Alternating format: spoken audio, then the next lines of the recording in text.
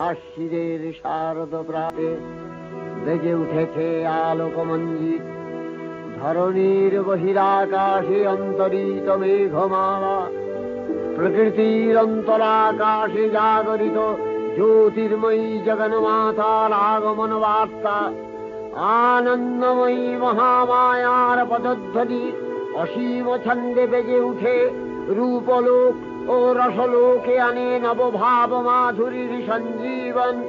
তাই আনন্দিতা শ্যামলী মাতৃকার চিন্ময়ীকে মৃন্ময়ীতে আবাহন। আজ চিৎশক্তি রূপিণী বিশ্বজননীর শারদশ্রী বিমণ্ডিতা প্রতিমা মন্দিরে মন্দিরে ধ্যান বোধিতা।